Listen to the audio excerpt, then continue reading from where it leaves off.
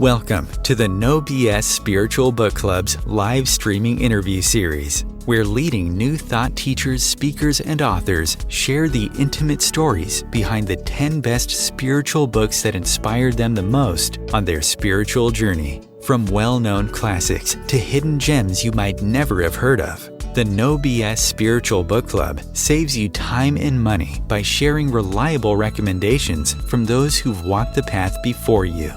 The No BS Spiritual Book Club, the only no BS guide to the best spiritual books to inspire your own journey of self-discovery. Here's your host, founder of the No BS Spiritual Book Club, Sandy Sedgbeer. Hello and welcome. Joining me today to share the 10 best spiritual books that inspired her life journey is best-selling author, speaker, tea-swilling wordsmith, lazy gardener, and occasional oracle, MAIA TOLL, a deep believer in connecting with the natural and mystical worlds to transform our lives and restore our sense of wholeness. MAIA apprenticed with a traditional healer in Ireland, where she spent extensive time studying the growing cycles of plants, the alchemy of medicine making, and the psychospiritual aspects of healing.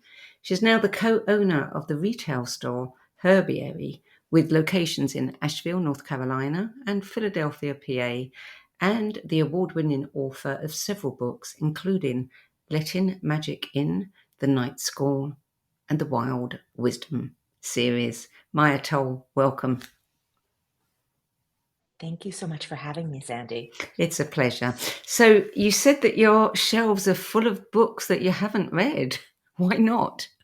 It's true. It's true. You know, there's so many books that we are told are the books that we're supposed to read. And I get through about a chapter and a half and I don't want to go back. Nothing yanks at my heart and says, come back to this book. And what I've realized is that I'm really inspired by story. You know, what pulls me is the tale and the arc of the story. And so when we're talking nonfiction books, which a lot of spiritual books are, there's no story arc, right? So I just very quickly get lost. And it was really, this assignment was so fascinating because there's something in all of us that, like, you know, we want to look intellectual and smart, right? So I looked at my shelves and I thought, ooh, now there's a good one, and oh, that's a good one. But the truth is, I hadn't made it to the end of them, and I was rigorous with myself on this and really looked for books that had changed my thinking deeply. And one of my requirements was I had to have read all the way to the end. Yeah. Well, that's exactly what we want from you. We don't want the books, you know, the also-rans. We want the ones that really shifted your perceptions. And that's the whole purpose of the book club, is to give people those kinds of recommendations, because there is so much out there that people just don't know where to start. And there's nothing worse. I know that feeling. You start a book and you think, and you put it down. Yeah. Yeah. Yeah. And you keep it on your bookshelf for a little while because it looks good, Yeah. right? Yeah. And then eventually you're like, okay, move this one along. Yeah, yeah. Now, you also said that there was one book that didn't make your list, but it deserves an honorable mention. So why don't you tell us what that is before we start? Yeah. So Lauren Groff had a book that came out, I think about 2 years ago, called The Matrix. And for me, reading it was like this culmination of my sense that story can teach us so much. All the bits and pieces of philosophy and magic and worldview that have been so important to my life were threaded right on through there, along with the most delightful, rich, delicious storytelling. So I can't say that it was a pinnacle moment where, you know, I did a hairpin turn on my own thinking, but it was more one of those moments where I sank in and was like, oh, there's another thinker out there who's following the same threads that I am. And, you know, it's a book that I will return to over and over again. Interesting, Lauren Groff fans, that's kind of an outlier book. So I've talked to friends who are big Lauren Groff fans, and I haven't read the rest of her catalog, and that book didn't speak to them, but that book spoke so deeply to me. Isn't it interesting how that happens? So clearly, you have, as you said, an abiding interest in plants, the alchemy of medicine making, and the psychospiritual aspects of healing. Was that something that was always there for you from childhood? No, it really wasn't. People say, "Did you always want to be an herbalist?" And I didn't know what an herbalist was until I was, well into my 20s. I'm not sure many people knew what an herbalist was. I feel like it's something that over the course of my lifetime, we've begun pulling plant medicine more into the mainstream. But I grew up with Western medicine, with pharmaceuticals, and when you got sick, you went to the doctor. So for me, part of the plant medicine path was reclaiming the sense that I had um, the right, the ability, the knowledge, the know-how to heal myself. Not always. Sometimes you need somebody else's thoughts and opinions, but um, I didn't grow up with that sense. I grew up with, you get sick, you go to the doctors. And so it was a moment of empowerment to realize, you get sick, you do a little research, you figure some things out. Sometimes you figure things out that the doctors didn't, and that there are other ways to come into balance for yourself. So, what happened to turn that from something that you discovered an interest into, looks like your life's work? Um, a lot of serendipity, truthfully.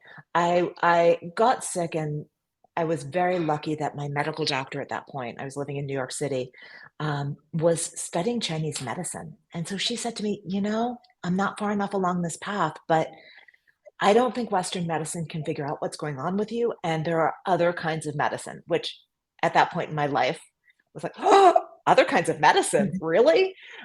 So she sent me down that rabbit hole of exploring Ayurveda and traditional Chinese medicine. And um, it was through that I started to have the books on the shelf that were about plant medicine, about other forms of medicine that really blended medicine and spirituality. Mhm. You can't get into Ayurveda or traditional Chinese medicine without getting into the spiritual foundations.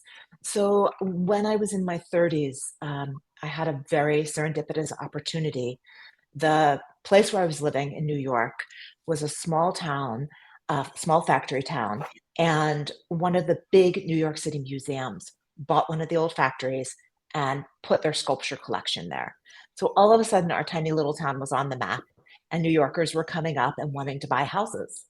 And my property, I was a school teacher. I had a very inexpensive old Victorian that I was fixing up myself, and all of a sudden, it was worth 3 times what I paid for it. So I was able to take the proceeds from that house sale and do anything I wanted. And I didn't know what I wanted. I didn't have a clear vision. Um, in my mind, I was just giving myself a year sabbatical from teaching, but I had a dream, and in the dream, I was sent to Ireland. So I sat down and I made a list of everything I'd ever been interested in, and then typed it into Alta Vista search engine because Google didn't even exist yet. Alta Vista and pottery plus Ireland, photography plus Ireland, weaving plus Ireland. And I kept getting a hit on this herbalist. Oh, I ran the same search over and over again, and I kept getting a hit on this woman in Ireland. And she had a class starting a 2-month class. So I went off to do that. Really, just as a lark, just as a like, hey, you got a year off. What are you going to do with it? But something really touched my heartstrings. Something made me feel connected with my own life in a way I never had before when I was there. So I asked her to keep me, and I stayed a year. Um, and that was the beginning of everything else. Magical place, Ireland. Magical place. There's something about islands. I think the way the energy goes Yeah. around is different. Yeah. Yeah. Yeah. Yeah. So let's start with your list. The first book is Taran Wanderer by Lloyd Alexander, published in 2005. And you say you weren't a reader before this book. Yeah. So that was 2005 has got to be a reprint. because It's I much was older, is it? it is much older. I'd say it's probably from the 60s. And Ah, I was read this book by a camp counselor when I was 8 or 9 years old. And I was not a reader. I found out in my late 20s that I'm severely learning disabled, which was a surprise. I was in grad school and I had to take a battery of tests in order to get a tutor. And they came back and were like, how have you made it this far? I was a very late reader, and books were very difficult for me. Um, but a camp counselor started reading this to us at night before bed, and she didn't finish the book before finished. So we got in the car, and I said to my parents, "We have to go straight to the bookstore. I need this book." And my parents could not have been more startled. Um, But what I figured out later in life, like, first of all, it was very important to me personally because I wasn't a reader before then. Um, but what I learned, as I kind of progressed along both my journey as a reader and a writer and a spiritual seeker, was that this book followed Joseph Campbell's hero's journey format really closely. So I was introduced to a Celtic mythology and the hero's journey at a very young age, and both of those concepts really sunk in. Um, I think that the hero's journey in particular has formed a backbone for a lot of the ways that I think about our journey through life. You know, I believe that we are all, each of us, on a quest, on a journey, and when we hit the rough spots, if we look at the arc of a hero's journey, we can kind of give ourselves a pep talk through the bad spots, right? Because, there are monsters, there are gatekeepers, there are teachers. And so we can use the arc of this journey to teach ourselves how to make it through our own lives. And uh, Lloyd Alexander used the hero's journey so beautifully. My young mind kind of sponged it up without even really understanding what I was absorbing, but it's influenced everything since. mm. Book number 2, The Story of My Life by Helen Keller. That is quite an old one, 1902, I think that was published. Yeah, it's a very old one, and this one was a surprise to me. I'm sure you hear this from people all the time as they're kind of sitting down to do this, like what really comes up. I I realized how many times I have pulled up quotes from that book over the years. How many times I've gone back to some of Helen's grit at getting through life. And, it surprised me. Like, as I was doing this exercise was fascinating because for me it was very visual. I could picture myself walking through the elementary school library and what books I was pulling off the shelves. And that story of overcoming. I mean, Helen Keller had like a rough and rocky road. She had a condition that they didn't really know how Mhm. to handle people um, who couldn't interact in usual ways. And she was she was taught language um, through someone tapping in her hand, you know? So I think for me, it cracked open two things. First of all, I didn't realize that I was learning disabled, but I knew that I had very large obstacles to getting through the things that everyone else in my classes seemed to be pretty facile with. Um, so Helen's grit really spoke to me. But I think the reason it was included more than that um, was it showed me that there are so many different ways to learn and so many different ways to absorb information. Here we have Helen learning language through someone tapping in her hand. And so later in my life, when I'm working with an herbalist who's saying, communicate with the plants, they don't speak English. But if Helen can learn language through someone tapping in her hands, there's got to be a way for me to communicate with the plants, right? There's got to be a way for me to um, get out of my own shell the way that Helen was in her own shell and find a way to communicate with the world outside of me. So, I haven't reread that book, and in doing this list, I thought, oh, I need to rewrite, I need to reread the book in its entirety because I've gone back and read quotes over and over again, but not the whole book. And I think it's worth a reread. So, if anyone out there wants to read with me, we can do a little Helen Keller book club. What is do you have one particular quote above all others? Oh dear. I think I actually used one in my latest book, and I'm drawing a complete blank on it right now. So let's see if it comes to me while we're talking. Okay, let's move on to book 3, which is The Diary of a Young Girl by Anne Frank, 1947. So I'm Jewish, and I was raised going to Hebrew school, and it didn't touch me. I remember there's a prayer in Judaism called the Shema, and it translates roughly as "Hear, O Israel, the Lord your God, the Lord is one." And I remember sitting in synagogue muttering under my breath to my mother, "The Lord is one? What kind of BS is that?" You know. So I had a fairly antagonistic relationship with Judaism. It was something that was kind of hoisted upon me, and it was supposed to be something that was feeding my soul, and it was really just making me angry. I was being taught things that didn't sit with my own personal beliefs. And some of this is obviously who you're being taught by. I had one very I don't even know what the right word is. I had one teacher at Hebrew school who he liked to shock us. Like, he brought a cow's brain in to class one day. I was like, why are we looking at a cow's brain? And he told us a story about how in the Bible, if a man could put his fist between a woman's breasts, he could divorce her. Her breasts were too small. And I was like, why would I buy into this? Why would I buy into this?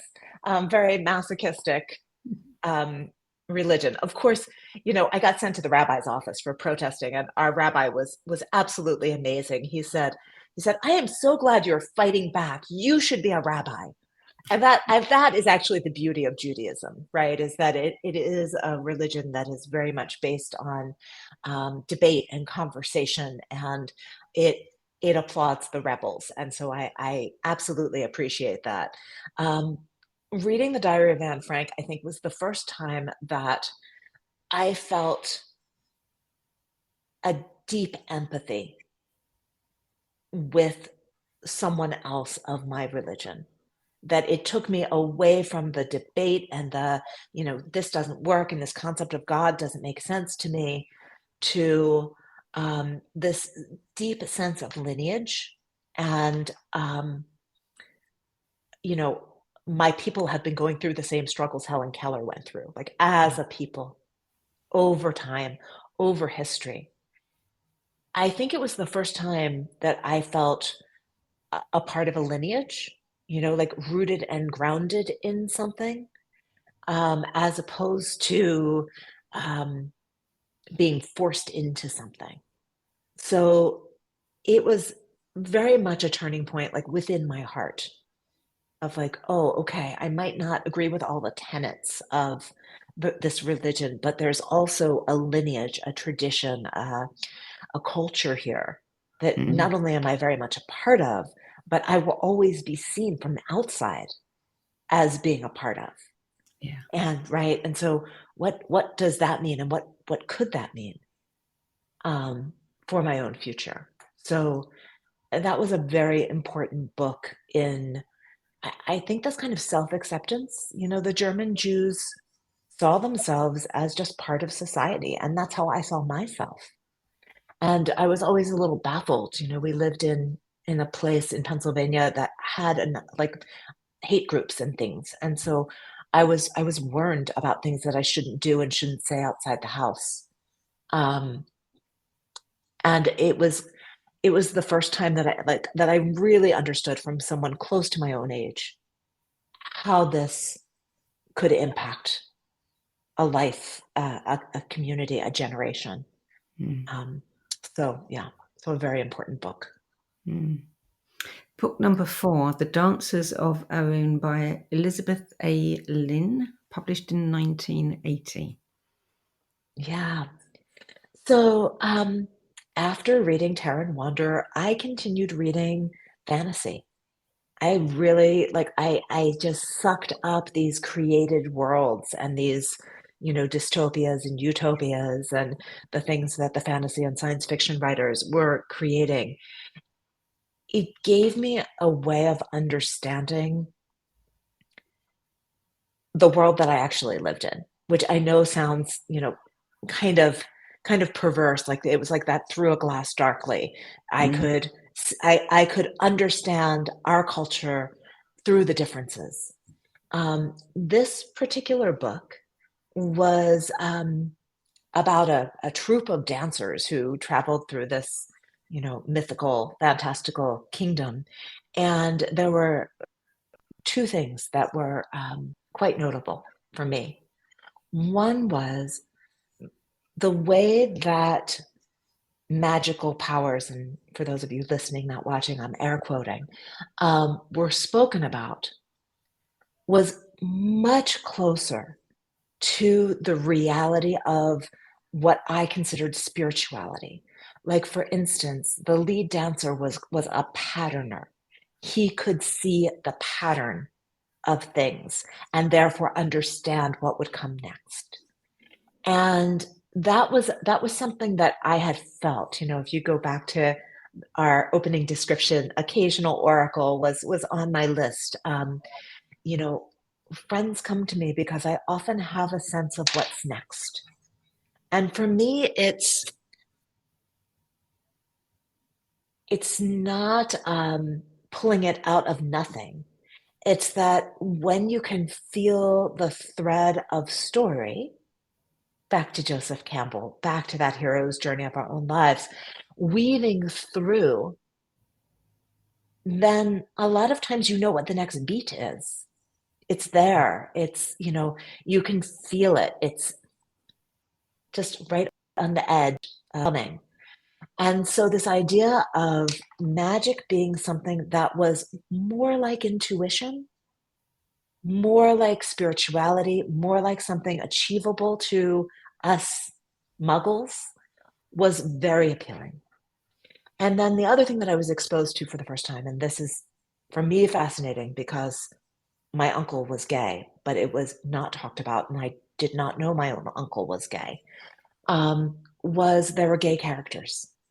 And I am, there's so many new words, and I don't always know how to use them all, but I'm not a person particularly activated by the sexual act. Like, that's not how I make my decisions about my life.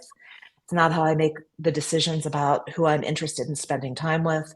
Um, so it was the first time I was exposed to this idea of it doesn't have to be boy meets girl, and you're driven by mad lust, and now you're going to be together forever and live happily ever after, um, which was just another door open to the world is bigger than you think it is.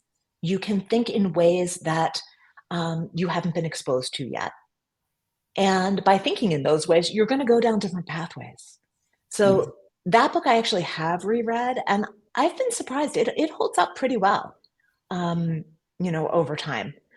So that's one that I can say, dive back into that if you're interested in some earlier portrayals of um, different ways of living, different ways of thinking, different ways of being in the world. Book 5, Howard's End by E.M. Forster, considered to be his masterpiece. This one was published in 1910. And you say that if This, we've only seen the movie, we're missing the point. yeah, the movie. everyone who's read a good book says the movie, right? Howard's End. I think for me, there are a couple different things with Howard's End. First of all, if you read the epigraph in the beginning of the book, only connect. And that, I mean, like, how people get quotes tattooed on their arms? That's what I should have tattooed on my arm, because that phrase has become my motto, my touchstone, the thing that I go back to when I get lost, when I get confused. Only connect. If we can figure out that piece, if we can connect, then we can take the next step. We can figure out what comes next. There's also a scene in Howard's End that I go back to over and over, and it's a scene at the orchestra, and the family is sitting listening to the orchestra, and the youngest daughter, who's she's supposed to be prone to flights of fancy, quite the imagination. She is listening to Beethoven, and she's narrating it in her mind. And first a goblin walks across the universe, thump, thump, thump. And then more goblins come. And then Beethoven sends in the knights and the warriors to blow the goblins back. But at the very end, a goblin walks again across the universe. And she says, you can trust Beethoven because of this, because Beethoven knows that there will always be goblins, and they will always walk across the universe, even after all the nights and all the glory.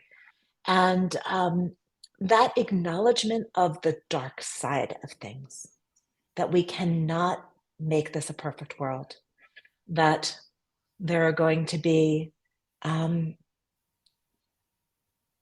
humans driven by pure evil, whether we want to call it mental illness or like whatever category of evil it falls into, it still ends up being evil.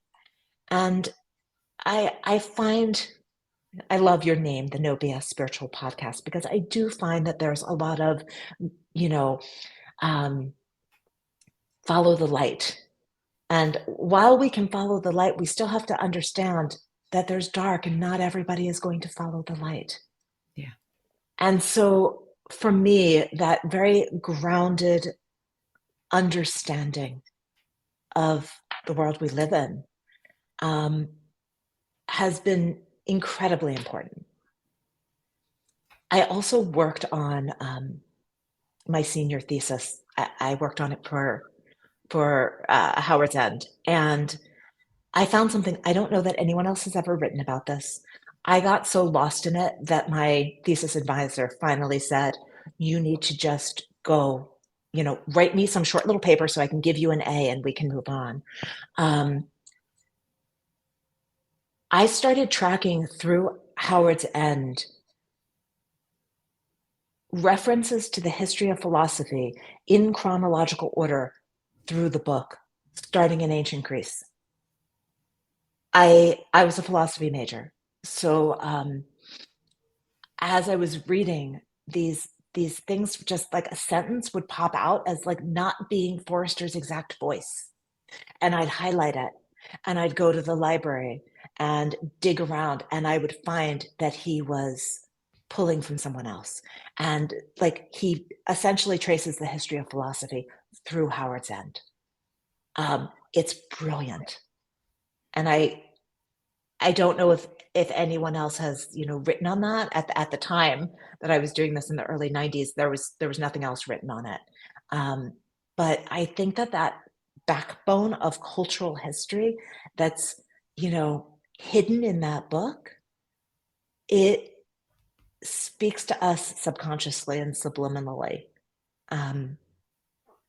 And I think that that's part of the magic of that book, that just it's a masterpiece. Yeah. Yes, it's hard for people to understand that we live in a world of contrasts. You're never, ever going to have one or the other. You're going to have both. Always. Always. Yeah.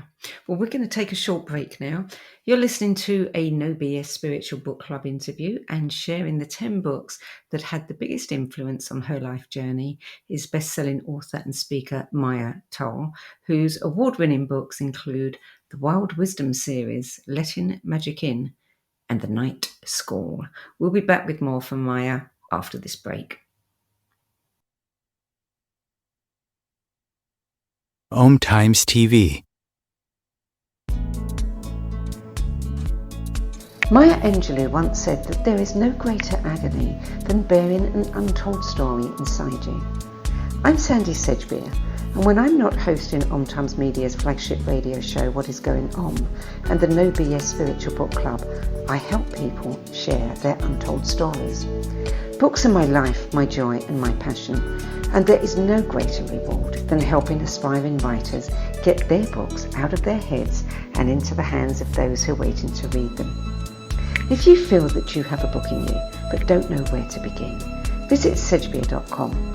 Click on the Work With Me tab and find out how my experience helping others tell their stories might be just what you've been looking for. That's sedgbeer.com, sedgbeer.com.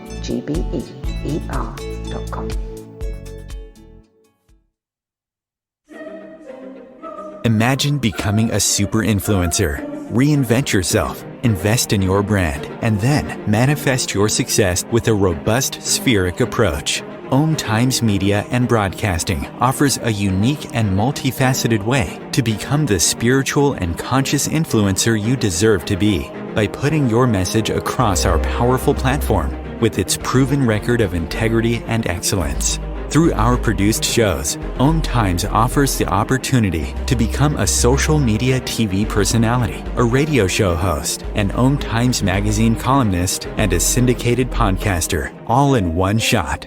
By live streaming your show on Om Times TV and broadcasting it across the extensive Om Times radio and TV networks, you become more than a host. You become an ambassador and a force for positive change. Om Times. Open yourself to the possibilities. I wanted to talk to you about a program called the Dream Arc and a retreat that we're doing, and I want to invite you along. And the Dream Arc is a dream technology, and even the latest physics is suggesting now that reality is not what we think it is, that it's kind of a construct, and that the Dream Arc teaches us how to use the full operating system to navigate our brain frequencies between waking and sleeping and dreaming, and to move through the inner realms and the outer realms seamlessly. And you will work in the Dream Arc with certain animals that will come to you, maybe in real life, maybe through your intuition, in magical ways, or perhaps through, just dreams that come to you. It's filled, the Dream Arc, with invitations and suggestions and tasks that you choose. Intuitively, you choose the ones for you. You don't know what you're choosing, but they come to you. So please join us as we dive down the wormhole into the Dream Arc, and let's see what happens. There are 16 million children struggling with hunger in America. That's 1 in 5 daughters, sons, neighbors, and classmates who don't know where their next meal is coming from. Yet billions of pounds of good food go to waste every year. It's time we do something about it. Feeding America is a nationwide network of food banks that helps provide meals to millions of kids and families in need. Visit feedingamerica.org to help them feed even more. Together, we can solve hunger. Together, we're feeding America. Welcome back. MAIA TOLL, Book 6, The Unbearable Lightness of Being by Milan Kundera, the reclusive Czechoslovakian literary giant, and this book was published in 1984. Yeah. So I read this book when I was at university, and I so acutely felt what I always called existential angst. This sense of like, what are we doing here? And how, like, I don't even think I could get to how can I make my life meaningful? I was more looking for that like divine purpose. Someone tell me why I'm here, because I can't figure it out. And if I can't figure it out, then why am I here? Um, and reading The Unbearable Lightness of Being really let me know that I was not alone in this feeling or this thought. When you're 19 or 20 and um, you're fairly certain that like these are unique turnings of the brain, and there's no answer and there's no way to get to happiness. Simply seeing that, like, oh, this is not unique, this is part of the human condition, like this is part of what we need to have some grit and overcome, um, was was really huge for me. And I think also, like, again, back to that idea of story, I was a philosophy major, so I was getting a lot of these concepts in very dry, very dense, difficult to understand texts. And so to then see them reflected in literature and to get the same concepts in a way that I could sit with and I could feel and I could empathize for characters, um, allowed me to understand ideas that were like living up in my brain but not becoming embodied. And I do think that that's what literature does. It helps us to embody concepts that otherwise are just sitting up in our brains, which for me is what happens with a lot of those wonderful nonfiction books. They just sit up here and I can't sift them down. And so The Unbearable Lightness of Being allowed me to embody the feeling of existentialism, to really understand it in my person, um, and to also understand that this was something you could live with, right? This was not something that you tried to accept because of. So I think that that was an important moment for me. Like, other people are living with this. This can become part of your journey. This is not, this is not something that should cause you to exit. Yeah. Book 7 is a book that you say softened the hard, critical edges of your thinking. Einstein's Dreams by Alan Lightman, published in 1992. Yeah, this was a wonderful little book. I still page through it sometimes. So for those of you who haven't read it, it's fictitious, but it's what Einstein might have been dreaming as he's working on the theory of relativity. And I think that for me, I had like a division in my brain between the fantasy worlds I was reading about and the real world, right? And like what you're allowed to do in the real world, and where the line is between sanity and insanity, and what are the things you can say, think, talk about that might like push you over the woo woo edge, right? And make you like an unreliable source.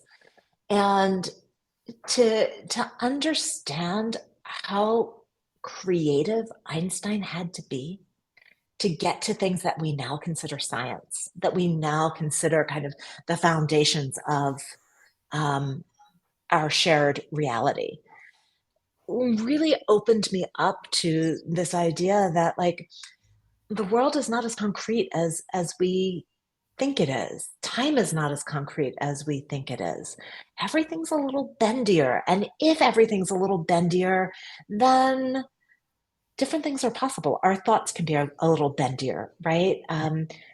It allowed space for spiritualism in an odd sort of way. Here we are talking about Einstein, who we all think of as one of the science geniuses. And yet, by seeing how malleable and flexible his mind was, it gave me permission to have malleability and flexibility, and to not think of the world as quite so fixed. Yeah. Which I think on a spiritual journey, like, that's a necessity. You know, you Yes. have to have room to let other ideas in. Yeah, for sure. Yeah. Book number 8, Prodigal Summer by Barbara Kingsolver, published in 2000. Yeah. I've read this book many, many times. So Prodigal Summer, it has a couple storylines, but the one that really spoke to me was about a woman who was womaning a fire tower up in the mountains. And so she would have to, like, look out to see, you know, if there were fires. And she was up there by herself, and she was deeply experiencing nature and deeply interacting with nature, which I had been, you know, beginning to see that that was possible. I was a horseback rider growing up, and so, you know, I had that sense that you could come into communion with something non-human. But you know, this is not a magical book. This is a straight up novel. And so somehow, in a way that didn't offend my need for realism, um, I was able to see how a very normal, usual person was interacting with the natural world and was coming into communion, was connecting in this way that, you know, Forrester had told us to connect. And you know, I began to see different pathways. I mean, I think we're seeing a theme here. Like, all of these books opened up my mind to the possibility Mhm. that my life could be something different than what I'd been told growing up. That I could step out of the parameters that I had um, been raised with. And so for me, this was like, the piece of this was that natural world piece, and how the characters were interacting with animals, were interacting with plants, were finding themselves through these interactions. Yeah. Book 9, Drawing Down the Moon, Witches, Druids, Goddess Worshippers, and Other Pagans in America by Margot Adler, published in 1979. Yeah, so Margot Adler was an NPR correspondent, and she went into the pagan community, and she treated it like a journalistic assignment. You know, she interviewed people, and she went to festivals, and she really tried to understand what was going on and what the thinking was within those communities. And I read that book, oh, probably in like 2003, 2004. And it was really the first time that I had seen inside non-traditional spirituality. Um, through a lens that I could understand. You know, one of the things that I often talk to people about when I'm teaching, when I'm lecturing, is over our lifetimes, we all develop our individual symbol systems. So if, you know, you have a dream about a grandmother, that's based on your relationship with your grandmother. And my relationship with my grandmother is different. So when you then recount your dream about a grandmother, I'm filtering it through my symbol, right, of grandmother. Mm. And so we end up sometimes with these conversations around spirituality where someone thinks they're telling you something profound, because in their world, it is profound. Something incredibly profound just happened. But when they give voice to those words and those symbols, they don't touch the listener in the same way. And I think that is a problem that we see over and over again with spiritual memoir.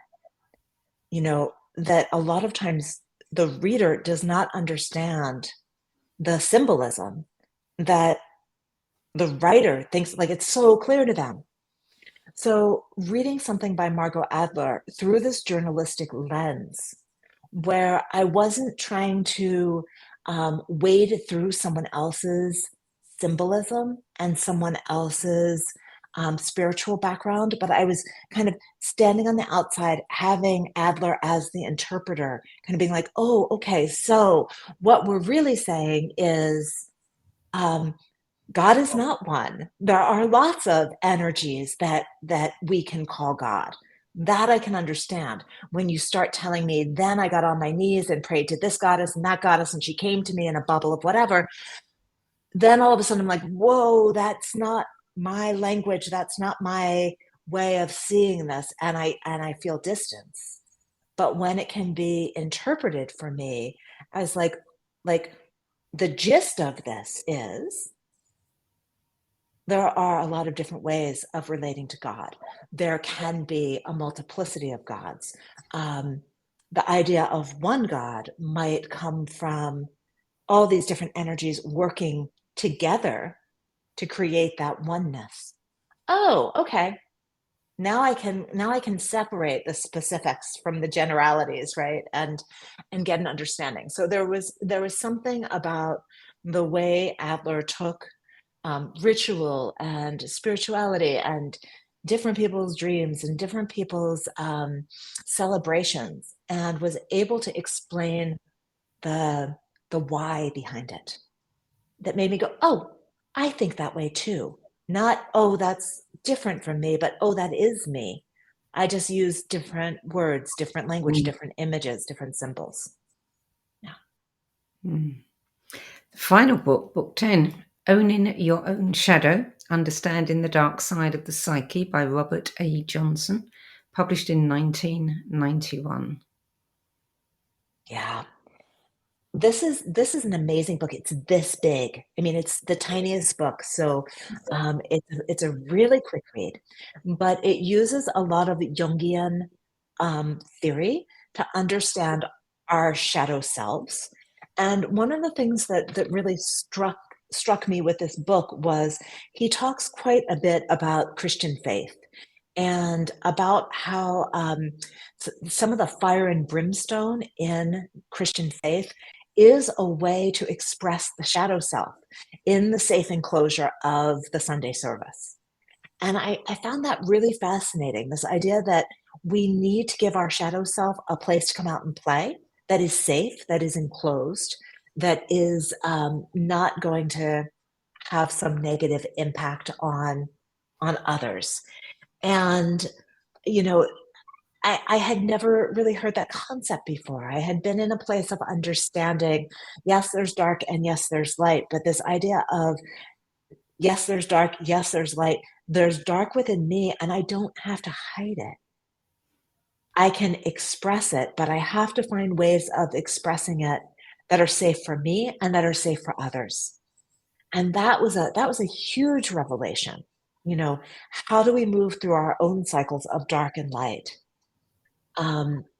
Allowing ourselves to be both and doing it in such a way that it's actually productive, that you can use your shadow self for good, right? That level of permission, like I come back to that over and over again. Like when I say something in a conversation that I'm like, was not particularly kind. Okay, that was your shadow self coming out to play. What did it have to tell you? And now how are you going to fix that relationship that you just bumped up? And so I think that for me, that was such an important book for self-acceptance, and also as someone who works with groups to understand group dynamics, to create places where people can safely let out, even things like that, like their doubt, And they're like, when you're teaching something and you're looking at a couple people who are kind of going like, yeah, I'm not buying that, right? How do you create space for that? Yeah. Okay, let's let that out. Let's air that out in a way that keeps it from being poison to the entire group. How do we kind of create the fire and brimstone church for a second and have our little rage flash and then move on from it? So a wonderful little book that, it's more Christian in its focus than my particular belief system is, but so easy to just learn from it.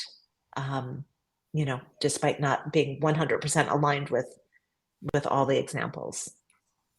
Hmm. Well, that's your 10 best list. Now, if you could spend a day with any one of those authors, which one would you choose? Oh dear. I think it would have to be Forster because I'm so curious about this thread of philosophy that's running through the book, and whether it was intentional or whether, like that was just the education of the day and he built it in without even being consciously aware of it. Um, yeah. I've also just looked at so many pictures of him, and there is something about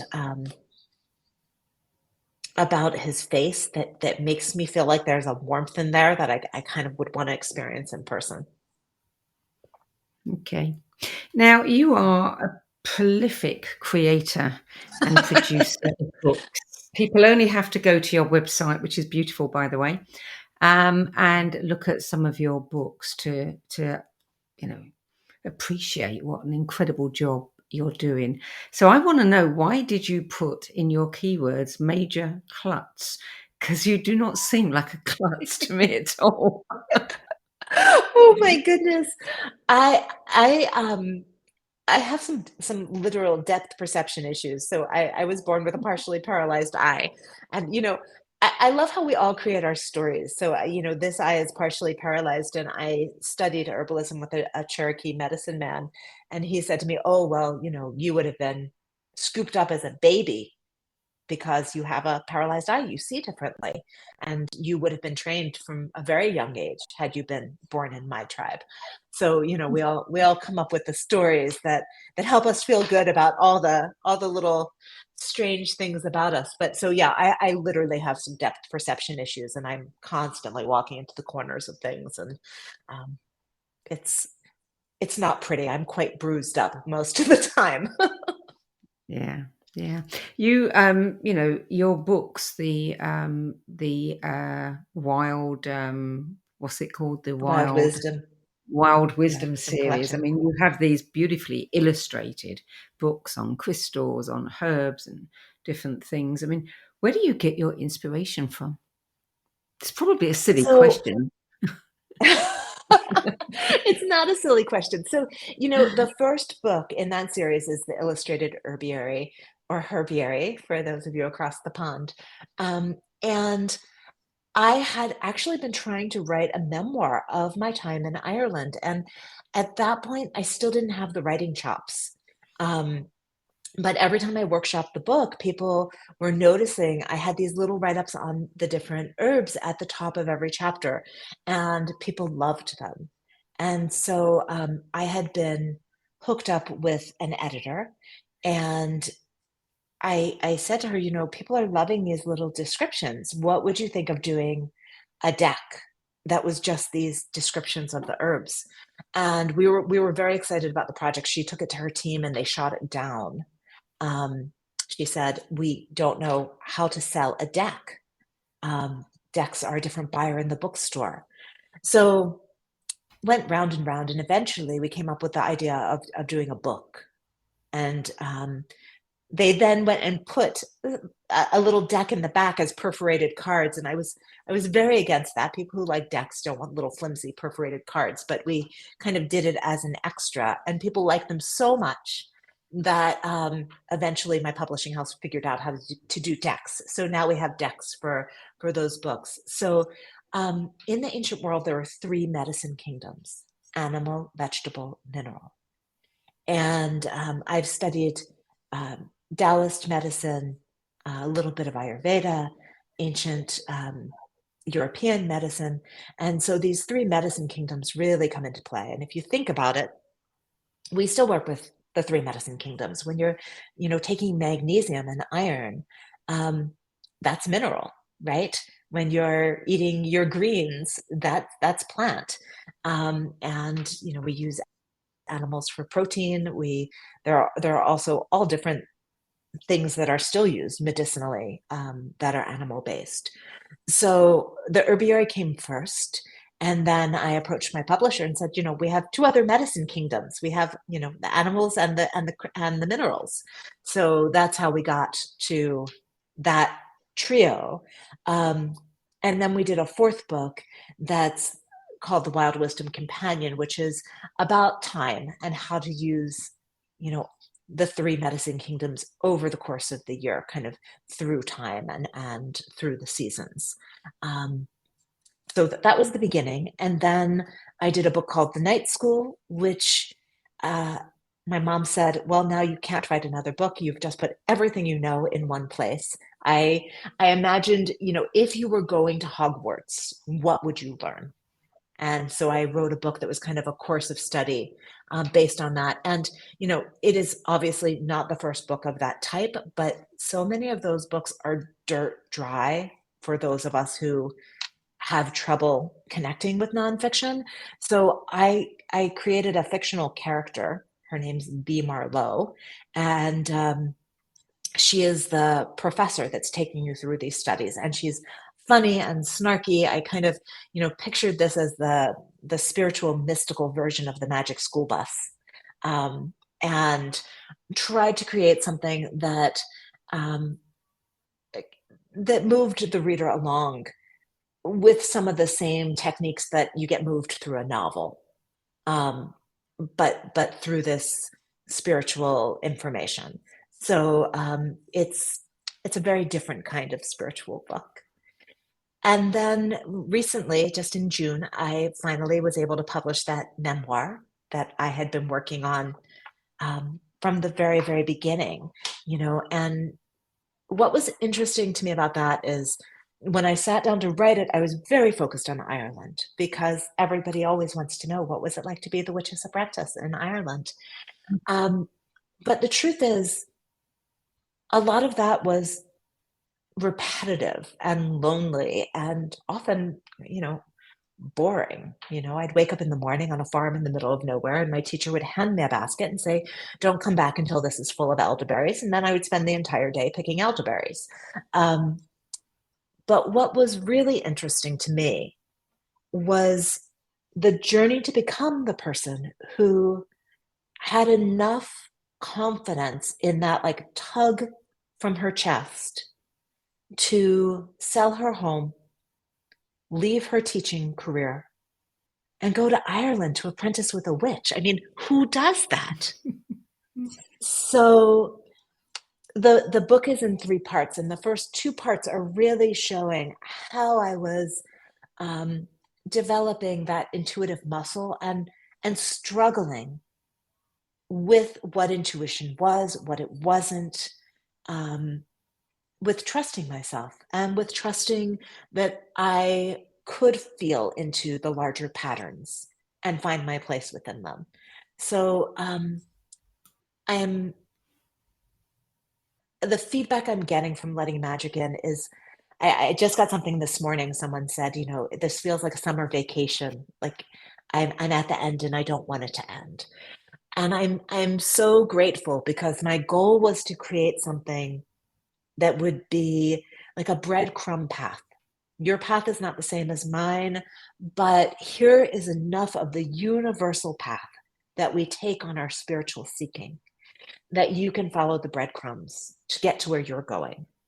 And that was, that goes back to, I tried to be very cognizant in the writing that we all have different spiritual symbols. We all have different ways of approaching and connecting with whatever we consider divine.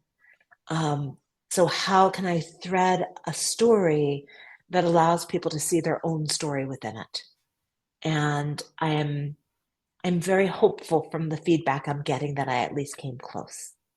There's a thread running through everything that you've spoke about today, the books that you have shared with us, your own journey, the books that you produce.